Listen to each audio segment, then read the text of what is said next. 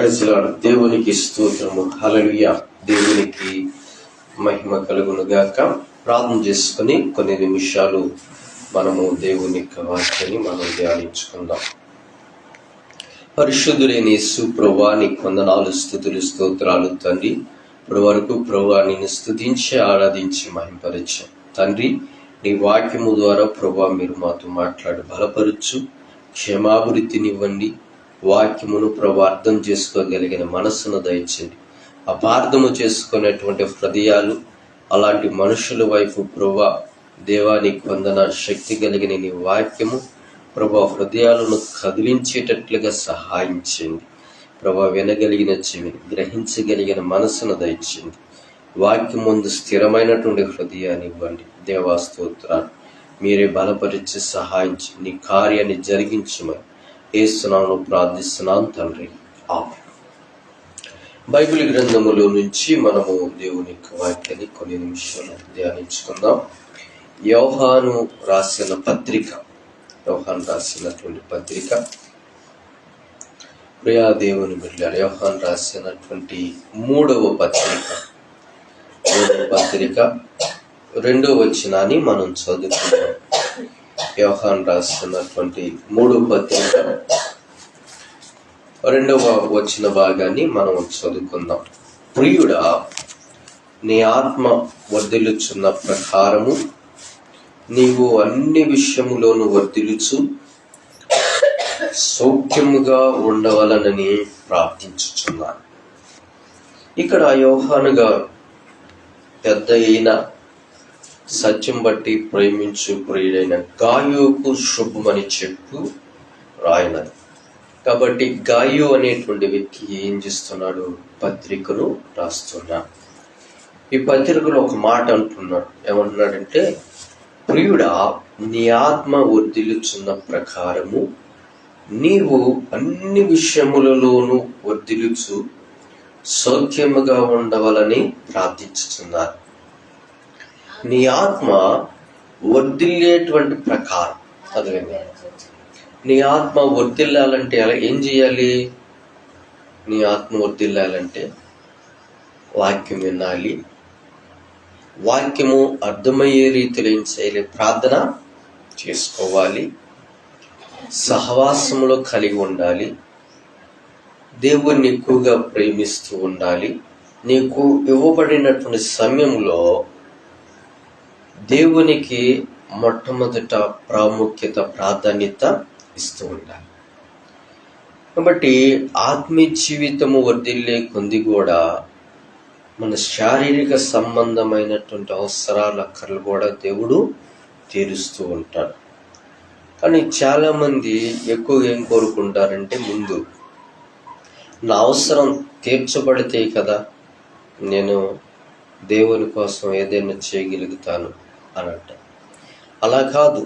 ముందు నీవు రక్షించబడాలి, ఆత్మీయంగా ఎదుగుతూ ఉండాలి, దేవుని మాట ప్రకారంగా జీవిస్తూ ఉండాలి. ఇవి మొదట లేకుండా తర్వాతి రావాలంటే కుదరదు. యేసు ప్రభువారు ఒక మాట చెప్పాడు. ఏమని చెప్పాడంటే, మొదట నా రాజ్యమును, నా నీతిని వెతకండి, అప్పుడు అవన్నీ మీకు అనుగ్రహింపబడు. మొదట ఆయన రాజ్యాన్ని, నీతిని వెతకాలి. ఆయన మార్గములో నడుచుకుంటూ ఉండాలి.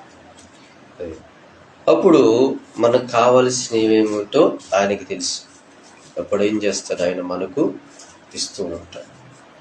కాబట్టి దేవుని యొక్క వాక్యము ఏం చేసిద్దంటే మనుషులను బ్రతికించిద్ది.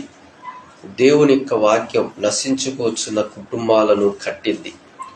దేవుని యొక్క వాక్యము పాడైపోయిన పాపపు సంబంధమైన వ్యసనాలలో నలిగిపోతున్న వారికి గొప్ప విడుదలను, రక్షణను తీసుకొస్తుంది.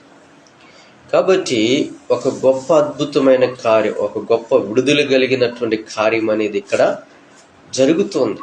అది గమనించాలి. అందుకని నీ ఆత్మ వర్ధిల్లుచున్న ప్రకారము కూడా నీవేం చేయబడాలంటే అన్ని విషయాలలో వర్ధిల్లుచు ఉండాలి. అన్ని విషయాలు వర్ధిల్లాలి. కాబట్టి ఈ వాక్యములో దేవుడు ఒక అద్భుతమైనటువంటి మాట సెలవిస్తున్నాడు. నీ ఆత్మ వర్ధిల్లుచున్నదా? అందును బట్టి దేవునికి స్తోత్రం.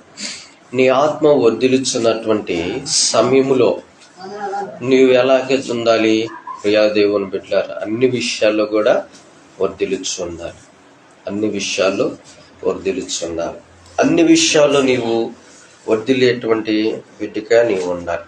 కాబట్టి చూడండి, బైబిల్ గ్రంథంలో నుంచి కొన్ని విషయాలు నేను మీకు జ్ఞాపకం చేస్తాను. బైబిల్ గ్రంథంలో ఆది కాండములో మన పితరుడైనటువంటి అబ్రహాము జీవితంలో దేవుడు ఒక ఆశీర్వాద వచనాన్ని ఆయనకి ఇచ్చాడు. ఆది కాండం 12వ అధ్యాయంలో దేవుడు అబ్రహాముకి ఇచ్చినటువంటి ఆశీర్వాద వచనం ఏంటంటే, నిన్ను గొప్ప జనంగా చేసి నిన్ను ఆశీర్వదించి నీ నామమును గొప్ప చేదును, నీవు ఆశీర్వాదం ఉందు, నిన్ను ఆస్వాదించు వారిని ఆస్వాదించు, నిన్ను దూషించు వారిని శపించదు, భూమి యొక్క సమస్త వంశములు నీ యందు ఆస్వాదింపబడునని అబ్రహాముతో అనగా, దేవుడు యెహోవా అతనితో చెప్పిన ప్రకారముగా ఏం చేశాడంటే అతడు నడుచుకున్నాడు. ఆ ప్రకారంగా దేవుడు అబ్రహాముకి ఇచ్చినటువంటి ఆశీర్వాద వచనం. కాబట్టి అబ్రహాముకి ఇచ్చినటువంటి ఆశీర్వాద వచనము నెరవేర్చబడిందా? ఆశీర్వాద వచనమునకు, ఆశీర్వాదానికి కారకుడిగా అబ్రహాము నిలబడ్డాడంటే నిలబడ్డాడు. అబ్రహాము దీవించబడడానికి, ఆశీర్వాద వచనము అతని జీవితంలో నెరవేర్చబడడానికి అతడు కొన్ని పరీక్షలు గుండగా వెళ్ళవలసినటువంటి పరిస్థితి వచ్చింది. కాబట్టి దేవుడు మనల్ని ఆస్వాదిస్తాడు, అభివృద్ధి పరుస్తాడు అనేటువంటి చెప్పేదానికంటే ముందుగా మనము ప్రతి ఒక్క పరీక్షలో నిలబడాలనేటువంటి విశ్వాస జీవితము కూడా అవసరం. కాబట్టి అభివృద్ధిని చూస్తాము, కానీ అభివృద్ధికి ముందు ఎదుర్కోవలసినటువంటి కొన్ని పరిస్థితులు ఉన్నాయి. వాటిని మనము ధైర్యముగా ఎదుర్కొని నిలబడాలి. ప్రియా దేవుని బిడ్డ, దేవుడు చెప్పాడు కదా ఆశీర్వదిస్తానని, ఇంకా ఆశీర్వాదం రాలేదే. దేవుడు చెప్పాడు కదా ఇంకా జరగలేదే. దేవుడు చెప్పాడు కదా ఇంకా నెరవేర్చబడలేదే. ఇలాంటి మాటలు పలుకుతూ ఉంటావు. నిజంగా నువ్వు ఆత్మీకంగా ఎదిగేటువంటి వ్యక్తివైతే దేవుడు నీకు ఇచ్చినటువంటి ఆశీర్వాద వచనం నెరవేర్చబడడానికి ముందుగా నీవు ప్రతి ఒక్క విషయములో కూడా నీవేం చేయబడాలంటే పరీక్షించబడవలసినటువంటి ఆవశ్యకత ఎంతైనా ఉన్నది. అబ్రహామును దేవుడు పరీక్షలో నిలబడ్డాడు. విశ్వాసమునకు వారసుడిగా ఉన్నాడు. విశ్వాసానికి కర్తగా ప్రియా దేవుని బిడ్డలారా, అతను జీవితములో ప్రభు అయిన యేసుక్రీస్తు వారిని, దేవుణ్ణి తన ముందు పెట్టుకొని నడుచుకున్నటువంటి అబ్రహాములుగా మనం చూస్తూ ఉన్నాం. కాబట్టి ప్రియా దేవుని బిడ్డల, నెరవేర్చబడడానికి ముందు, మన దగ్గరికి ఆశీర్వాదం వచ్చి అది స్థిరపరచబడడానికి ముందు వాగ్దానము చేయబడింది. ఆస్వాదిస్తానని చెప్పాడు, అభివృద్ధి పరుస్తానని చెప్పాడు, నీ ద్వారా సమస్త భూవంశములన్నీ కూడా ఆశీర్వాదకరముగా ఉంటాయి అని చెప్పాడు.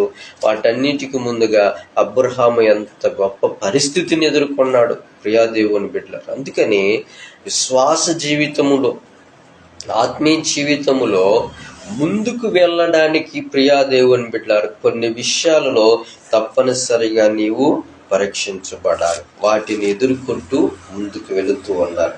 అప్పుడు ప్రియా దేవుని బిడ్డ, నీ పట్ల దేవుడు ఉద్దేశించినటువంటి కార్యము పరిపూర్ణంగా నెరవేర్చబడింది. కాబట్టి ఆ నెరవేర్పు చూడాలంటే తప్పనిసరిగా ఏమవ్వాలి? నిలిచి ఉండాలి, నిలబడాలి. ప్రతి ఒక్క పరిస్థితిని ఎదుర్కొని ధైర్యంగా నీవు నిలబడేటువంటి వ్యక్తిగా ఉండాలి.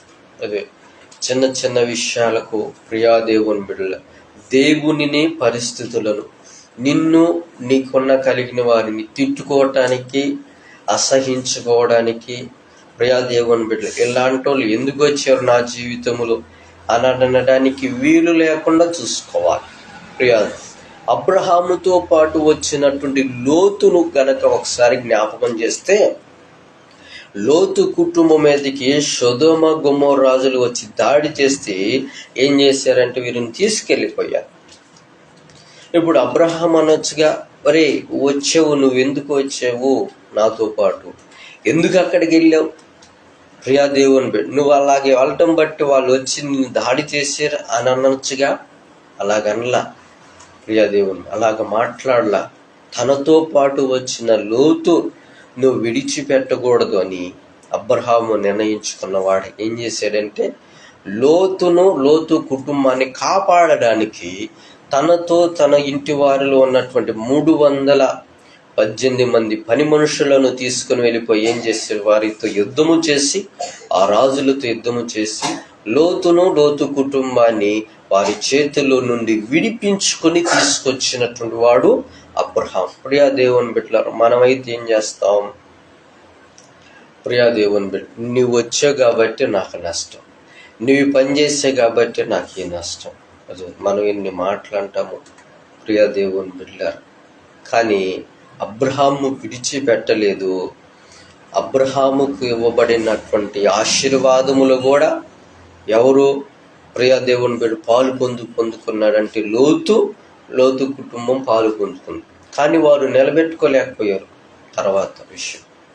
కాబట్టి ప్రియాదేవి విడిచిపెట్టల శ్వాస జీవితంలో ప్రియా దేవుని బిడ్డల విడిచిపెట్టకుండా వెంబడించేటువంటి వారంగా ఉంటారు.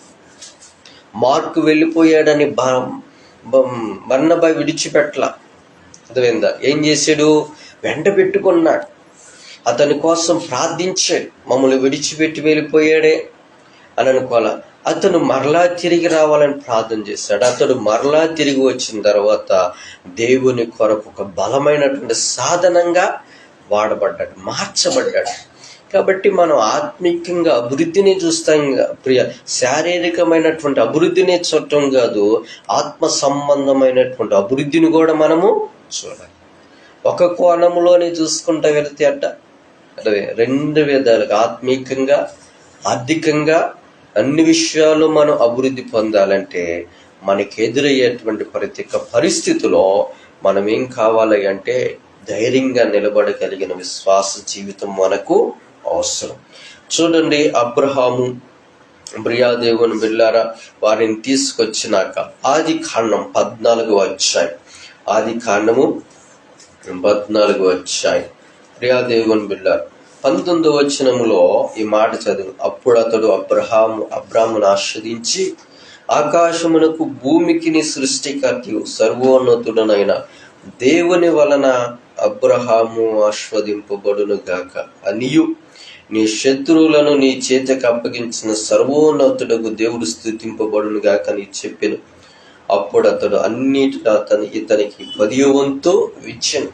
షాలేము రాజు వచ్చి ధైర్యముగా శత్రువులను ఎదుర్కొని యుద్ధమును పోరాడి గెలిచినటువంటి అబ్రహామును ఆస్వాదించి వెళ్ళాడు.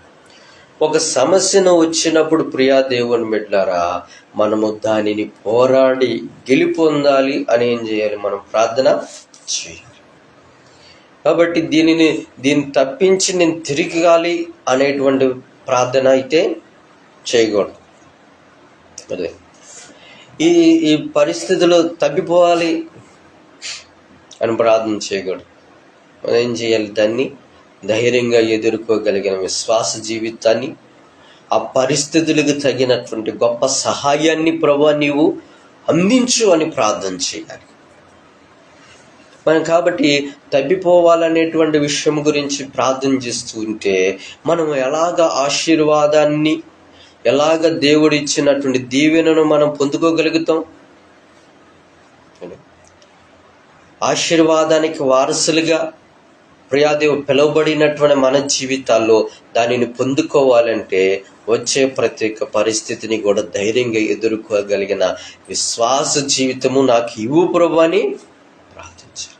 ప్రతి ఒక్క పరిస్థితికి దేవుని యొద్ద నుంచి తప్పనిసరిగా ముందు జవాబు,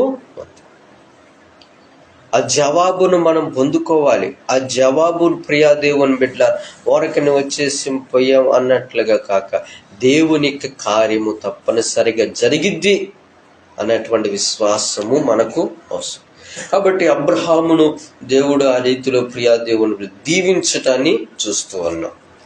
అలాగా అక్కడ అబ్రహాం ఏమన్నాడంటే, సొదొమరాజు గొమొరాజులు వీళ్ళు అంటున్నారు కదా, అయ్యా మనుషులను నాకు అప్పగించి ఆస్తిని తీసుకోవంటే నీ వలనే నేను ఆశీర్వాదం పొందుకున్నటువంటి పేరు నాకు రాకూడదు.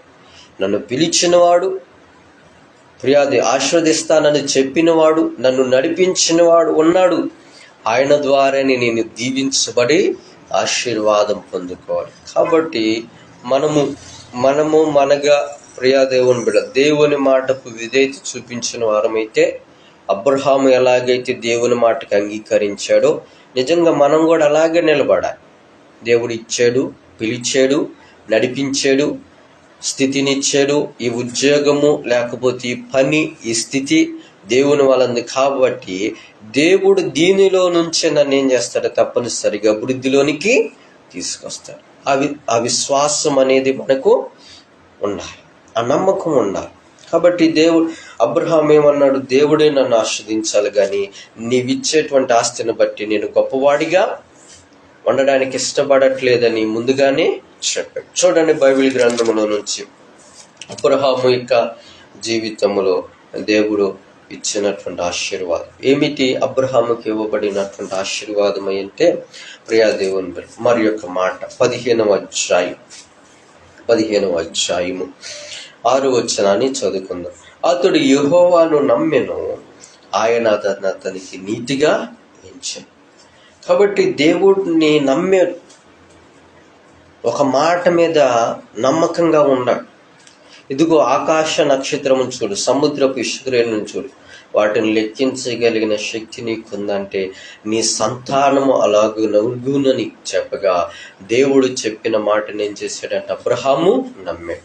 అది ఆయనకి ఏం తీసుకొచ్చింది? నీతిగా తీసుకొచ్చింది. కాబట్టి ఆశీర్వాదం అనుకోగానే మనం ఏమనుకుంటాం?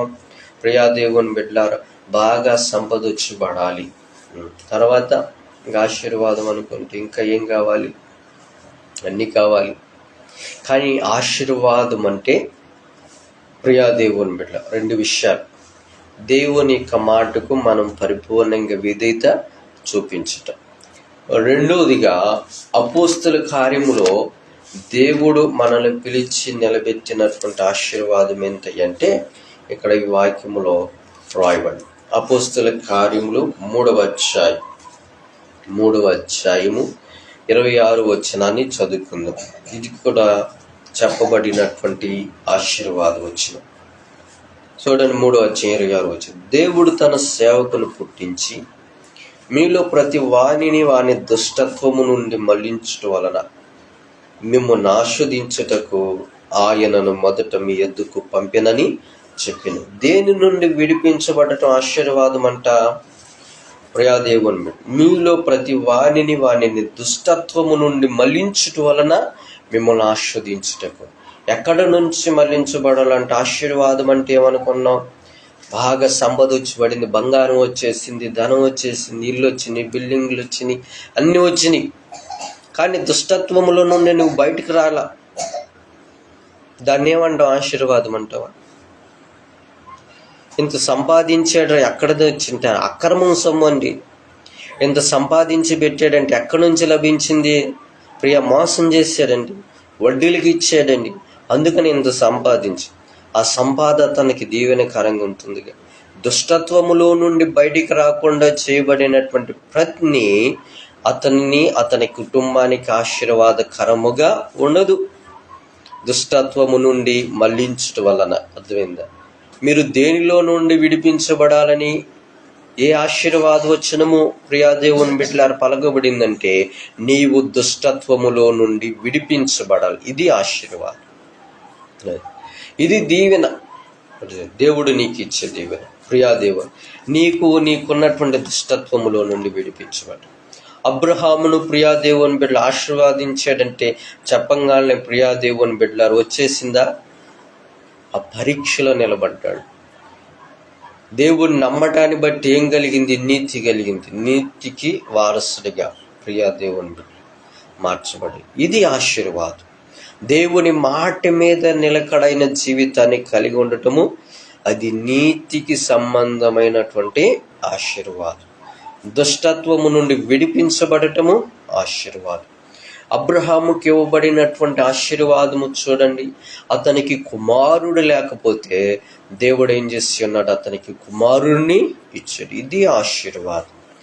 కాబట్టి ప్రతి ఒక్క విషయములో ఆశీర్వాదకరముగా ఉంచబడడానికి ప్రియా దేవుని బిడ్డలు, అబ్రహామును దేవుడు పిలిచి ఆ స్థితిలో నిలబెట్టి ఉన్నాడంటే అతడు ముందుగా ప్రతి ఒక్క విషయములో కూడా దాటుకుంటూ ముందుకొచ్చాడు. ప్రతి ఒక్క విషయములో దేవుని మాట కొరకు, దేవుని కార్యము కొరకు ఎదురు చూచి నిలిచిన వాడిగా ఉన్నాడు. మనకి ఎదురు చూపులు తక్కువ అన్నమాట. అర్థమైంది? ఎన్ని రోజులండి, ఎన్ని సంవత్సరాలండి ఇంకా ఎదురు చూడాలి? అర్థమైంది? ఇంకెంతకాలం అండి, దేవుడు చెప్పింది ఇంకా నెరవేర్చబడలేదే అని అంటే మనం విడిచిపెట్టామా దుష్టత్వాన్ని, చెడు మార్గాన్ని, చెడు సహవాసాన్ని, ప్రియాదేవుని బిడ్డ చెడు అయినటువంటి ప్రియాదేవుని పరిస్థితులను విడిచిపెడితే తప్పనిసరిగా ఏం చేస్తాడు? దేవుడు దీవిస్తాడు. అదే కదా దేవుని యొక్క దీవెన. వాక్యములో పేతురు రాసినటువంటి పత్రికలో ఒక మాట రాయబడింది. చూడండి, బైబిల్ గ్రంథములో నుంచి పేతురు రాసినటువంటి మొదటి పత్రిక 3వ అధ్యాయం 9వ వచనాన్ని మనం చదువుకుందాం. పేతురు రాసినటువంటి మొదటి పత్రిక 3వ అధ్యాయము 9వ వచనం చదవండి ఒకరు. ఆశీర్వాదమునకు వారసులవుటకు మీరు పిలువబడితిరి గనుక కీడుకు ప్రతి కీడును, దోషణకు ప్రతి దోషణను చేయక దీవించు. దేవుడు చెప్పిన మాట ఏంది? మీరు ఆశీర్వాదమునకు వారసులుగా పిలువబడ్డారు. అదే నీతి మార్గంలో జీవించడానికి, దుష్క్రియలు విడిచిపెట్టడానికి, అర్థమైందా? పాపపు జీవితములో నుంచి విడుదల పొంది పరిశుద్ధమైన మార్గంలో జీవించడానికి దేవుడు పిలిచాడు. ప్రియా దేవుని బిడ్డలు ఎక్కడి నుంచి పిలిచాడు? లోకములో నుండి, పాపంలోని దోషణకరమైన దుష్టునిక మార్గములో నుండి విడుదల కలిగించి నీతి మార్గంలో బ్రతకడానికి. కాబట్టి పేతురు గారు ఏమన్నాడంటే, ఆశీర్వాదమునకు వారసులవుటకు మీరు పిలువబడుతురు గనుక కీడుకు ప్రతి కీడైనను, దూషణకు ప్రతి దూషణని చేయక దీవించు. దూషించాలి. నన్ను దూషించారు కాబట్టి నేను దూషించాను, నన్ను తిట్టారు కాబట్టి నేను తిట్టాను, నన్ను అపహాస్యం చేశారు కాబట్టి నేను కూడా అపహాస్యం చేయాలి, నన్ను అవమానపరిచారు కాబట్టి నేను కూడా అవమానపరిచాను. ఇది కాదు మనం చేయాల్సి. మనం ఏం చేయాలంట? నన్ను తిట్టారా, దీవించు, దీవించు. ప్రియా దేవుని బిడ్డ దీవెన కోరుకున్నాడు కాబట్టి మనం కూడా ఏం చేయాలి? దీవించు. ప్రభువా, నన్ను అపహాసించు, నా గురించి చెడ్డ మాట్లాడారు, నన్ను హేళనకరంగా చూశారు, నన్ను అవమానపరిచారు, అయినా ప్రభు వారిని దీవించు, వారిని క్షమించు, వారిని దీవించు. అదే ఒకరిని దీవించడానికి, ఒకరికి దీవెనకరముగా ఉండడానికి దేవుడు ఏం చేశాడు? మనల్ని పిలిచి ఆశీర్వాదకరమైనటువంటి ప్రియా దేవుని బిడ్డ దానిలో మనల్ని పాలుభాగస్తులుగా చేశాడు. కాబట్టి మనము దీవించాలి కదా. దీవించినప్పుడు తప్పనిసరిగా ఏమొస్తుంది? మనకు దీవెన వస్తుంది. ఆ దీవెనకు వారసులము మనం. ఆశీర్వాదానికి మనము వారసులము. ప్రియాది ఆశీర్వాదాన్ని పొందుకున్నవారు మనం. కాబట్టి మనము పొందుకున్న ఆశీర్వాదం ఏంటి అంటే, మనము దుష్టత్వములో నుండి విడిపించబడ్డాం. నీతికి, ప్రియా దేవుని బిడ్డలారా, నీతికి వారసులుగా జీవించడానికి దేవుడు మనల్ని పిలిచిన్నాడు. దేవుని కుమారులుగా, కుమార్తెలుగా బతకడానికి దేవుడు ఆశీర్వాదకరంగా మనల్ని ఉంచాడు. కాబట్టి మన ద్వారా ఇతరులను ఏం చేస్తున్నాడు? ఆయన దీవిస్తూ ఉన్నాడు. మనము దీవించేటువంటి వారంగా ఉండాలి. చూడండి, మరి ఒక వాక్య భాగాన్ని చూద్దాం. ఆది కాండములో అబ్రహాము జీవితములో దేవుడిచ్చినటువంటి ఆశీర్వాదాన్ని ఒకసారి జ్ఞాపకం చేసుకుందాం. ప్రియా దేవుని పిల్లలు, ఆది కాండం 24 మొదటి వచనం. అబ్రహాము బహుకాలము గడిచిన వృద్ధుడై ఉండెను, అన్ని విషయములను యెహోవా అబ్రాహామును ఆశీర్వదించి అన్ని విషయాల్లో దేవుడు ఏం చేశాడంటే అబ్రహామును ఆశీర్వదించాడు. ఒక్క విషయంలోనే కాదు, అన్ని విషయాల్లో. నమ్ముతున్నాము ఈ మాట. నిజంగా దేవుడు అన్ని విషయాల్లో ఆశీర్వాదకరంగా ఉంచుతాడని. అన్ని విషయాల్లో చూడండి, బైబిల్ గ్రంథములో నుంచి మొదటి దినవృత్తాంతుల గ్రంథం 4వ అధ్యాయం. మొదటి దినవృత్తాంతుల గ్రంథము 4వ అధ్యాయము. ప్రియా దేవుని బిడ్డ, నేను ఆ వాక్య భాగాన్ని చివరి లైను 9-10 వచనాల్లో చివరి లైను నేను చదువుతాను. దేవుడు అతడు మనవి చేసిన దానిని అతనికి దయచేసెను. దేవుణ్ణి అడిగిన దానిని దేవుడు ఏం చేశాడు? అతనికి ఇచ్చాడు. ఇవ్వడానికి దేవుడు సిద్ధంగా ఉన్నాడు. మనం ఏం చేయాలి? పొందుకోవడానికి కూడా మనం ఎలా ఉండాలి? సిద్ధంగా ఉండాలి.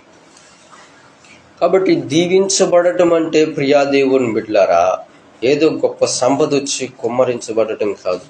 ఒక్కరికి మనము ఆశీర్వాదకరమైనటువంటి, నీతికరమైనటువంటి జీవితాన్ని మనం ఒకరికి అందించే వారంగా ఉండాలి.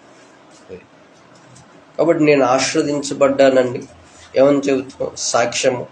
ప్రియా దేవుని బిడ్డ, దేవుడు నన్ను ఆశీర్వదించాడని అనంగానే దేవుడు నిన్నే ఎలాగ ఆశీర్వదించాడు? ఏ రీతిలో ఆశీర్వదించాడు? ఎట్టాగా నిన్ను ఆశీర్వాదకరంగా ఉంచాడు అడిగినప్పుడు ఏమని చెబుతాం? ముందు నన్ను దేవుడు దుష్ట మార్గములో నుండి ఆయన నన్ను విడిపించి, నన్ను వాక్యములో ఆయన స్థిరపరిచి, వాక్యమైన ఆశీర్వాదం నా హృదయములో దేవుడు నిలిపి ఉంచాడు. నన్ను నీతిమంతుడిగా చేసేది. నీతి అనేటువంటి ఆశీర్వాదమును ప్రియాదేవుని బిడ్డ నీ కుటుంబంలో వచ్చాడు. గర్భఫలం అనేటువంటి ఆశీర్వాదం ఇచ్చాడు. ఇలాగా చెబుతూ రావాలి. అది ఆస్వాదించాను. నేను మందిరానికి వెళ్ళానండి, తెలంగాణలో ఏం చేశాడు తెలుసా? దేవుడు నాకన్నీ ఏమి ఇచ్చాడు? ఇల్లు ఇచ్చాడు, బిల్డింగ్లు ఇచ్చాడు, బంగారం ఇచ్చాడు, అదేంది అన్నీ ఇచ్చాడని చెప్పుకుంటావు. కానీ అసలు నీకు దేవుడిచ్చినటువంటి ఆశీర్వాదం ఏంటి నువ్వు ఇంతగా సరిగ్గా అర్థం చేసుకోలేకపోయావు. ఏం చేసుకోలేకపోయావు? ప్రియా దేవుని బిడ్డ, దేవుని మాటకు విధేయత లేని జీవితం అది ఆశీర్వాదం. ఇంకా నీవు దుష్ట మార్గములో నుండి విడిపించబడలేదు. అప్పుడు కూడా ఏం చెబుతావు? ఇంకా ఆశీర్వదించాడని చెబుతావు. భూ సంబంధమైనటువంటి ఆశీర్వాదాలు ప్రియా దేవుని బిడ్డలారా, మన జీవితంలో అవి మనం బ్రతికున్నంత వరకే. పర సంబంధమైనటువంటి ఆశీర్వాదం కొరకు కూడా మనం ఏం చేయాలి? దానిని పొందుకొని జీవించేటువంటి వారంగా ఉండాలి.